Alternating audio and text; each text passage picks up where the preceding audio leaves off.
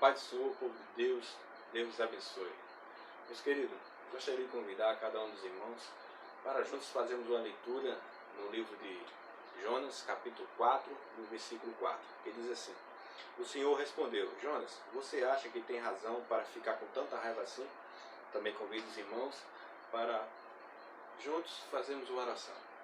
Maravilhoso Deus e Pai Criador do céu e da terra, Deus, eu te peço, abençoa cada um daqueles que estejam ouvindo esta mensagem, meu Pai. No nome de Jesus. Amém. Meus queridos irmãos, todos nós conhecemos a história do profeta Jonas, né? E aqui nesse versículo, né, Deus ele faz uma pergunta ao profeta por ver, né, a insatisfação dele, os questionamentos, né, de Jonas. Deus tenta ali trabalhar o caráter, né, de Jonas. A gente sabe que Deus ele tinha ordenado Jonas a falar aquilo que ele gostaria que o profeta falasse, que anunciasse lá na cidade de Nínive, né, uma cidade perversa, a cidade conhecida pela sua perversidade. E Jonas conhecia os ninivitas, né? Jonas sabia quem era aquele povo, e o desejo do coração de Jonas é que aquele povo fosse realmente destruído. E Jonas recusa e tenta de várias formas fugir, né, do chamado do Senhor para aquela cidade, né, para decretar para aquele povo, porque a finalidade e o desejo dele era que aquele povo fosse realmente destruído, né, que a mão do Senhor caísse sobre aquele povo, né, com fúria.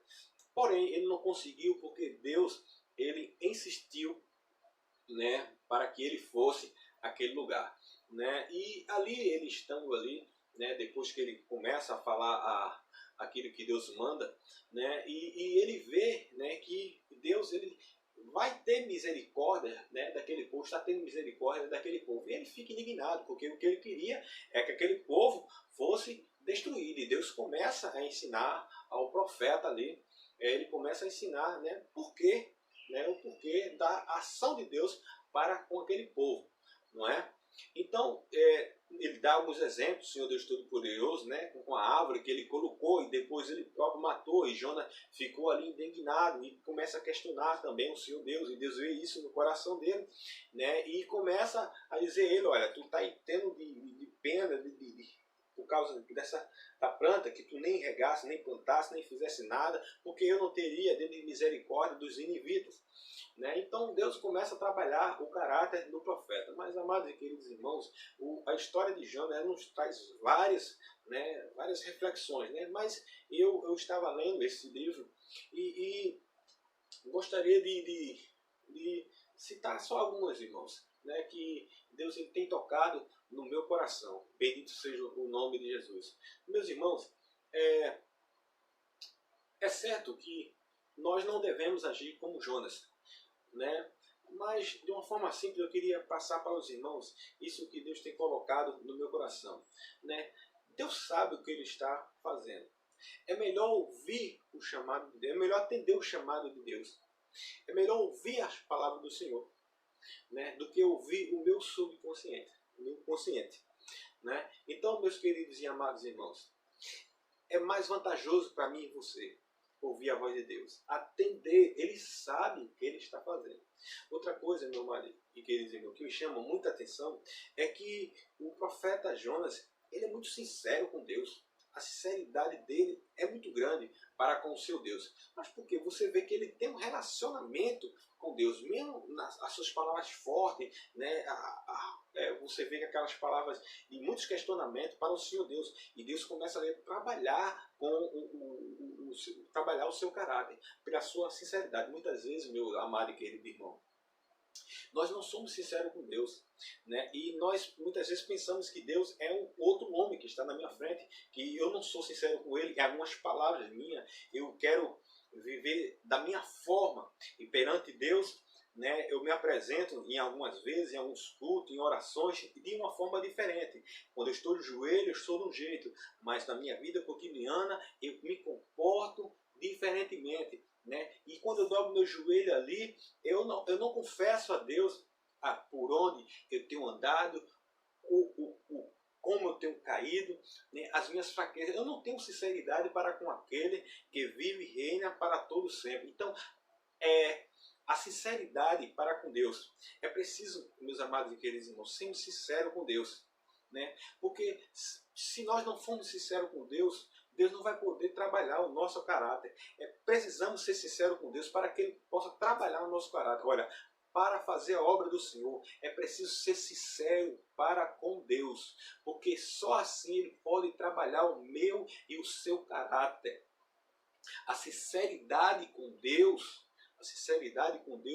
para um servo do Senhor, para aquele que faz a obra, para o cristão, é essencial para se ter um bom relacionamento com o Pai dos céus. Aquele que está lá em cima, aquele que está aqui conosco, aquele que está em todo o canto, irmão. Todos os cantos ele está, porque Ele é Deus onipotente, onisciente e onipresente. Né? Esse é o primeiro passo, meu amado e querido irmão, é ser sincero para com o nosso Deus. Né? Esse relacionamento, irmão, ele tem que ter sinceridade, bendito seja o nome de Jesus. E a gente vê isso na forma que esse profeta fala, mesmo sendo às vezes arrogante, as palavras fortes para um Deus vivo, né, que faz e acontece, mas ele é sincero para com Deus. E Deus gosta de sinceridade dos seus servos. Amém, irmão? Meus amados e queridos irmãos, observamos também, meus queridos, que havia um povo que dependia de Deus, mas precisava de Jonas para anunciar o que foi anunciado para eles. Deus fala que aquele povo era ignorante, que não tinha conhecimento do que estavam fazendo. Né?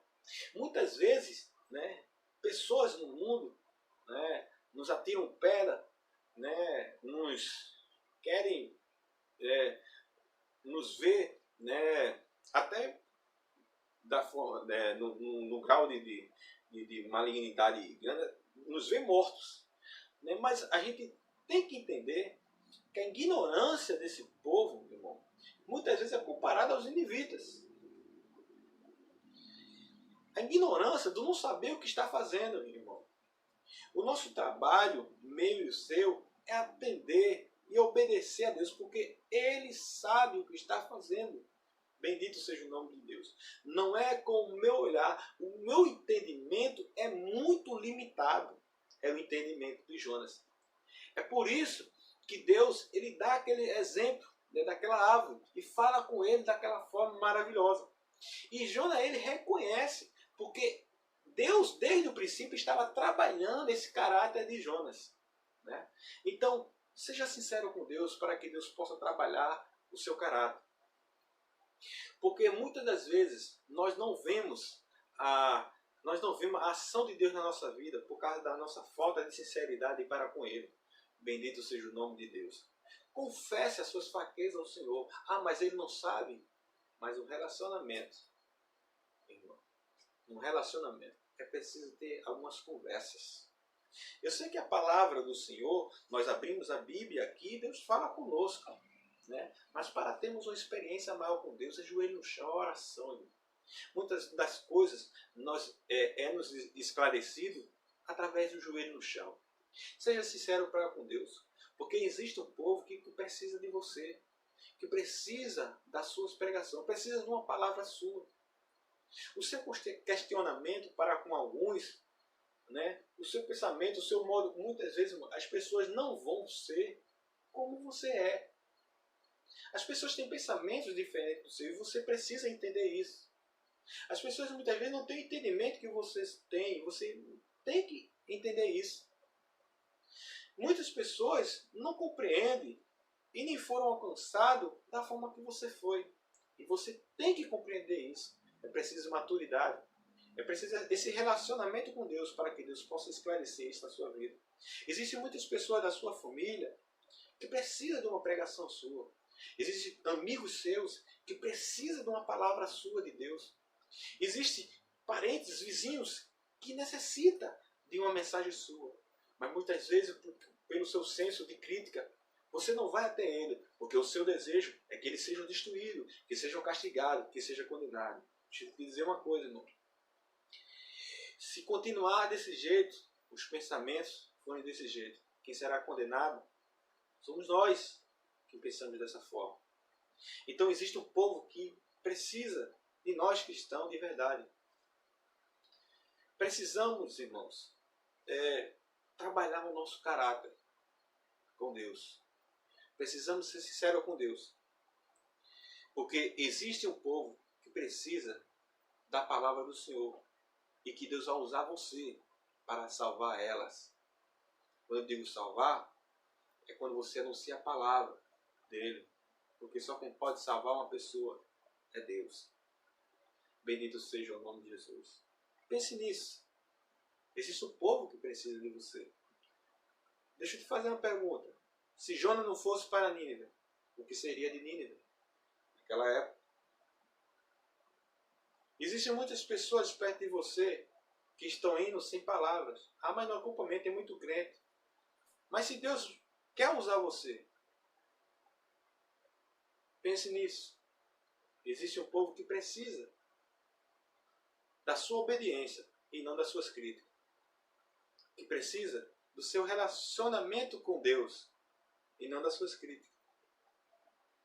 Que precisa de um Deus como juiz que julga, que tem misericórdia, e não de você como juiz que decreta. Precisa de um servo obediente. De um servo obediente e não de um semideus, porque Deus só tem um. Deus te abençoe, meu irmão. Há um povo que precisa de você. Pode ser alguém da tua família, pode ser um dos seus amigos, pode ser alguns dos seus parentes, pode ser até o seu vizinho. Faça a obra do Senhor. Há um povo que precisa de você. Seja sincero com Deus, para que Ele possa trabalhar o seu caráter. Não pense que você esconde nada do Senhor, porque Deus sabe de todas as coisas. E Deus vai te usar tremendamente na terra. Que Deus te abençoe, meu irmão. No nome de Jesus. Amém.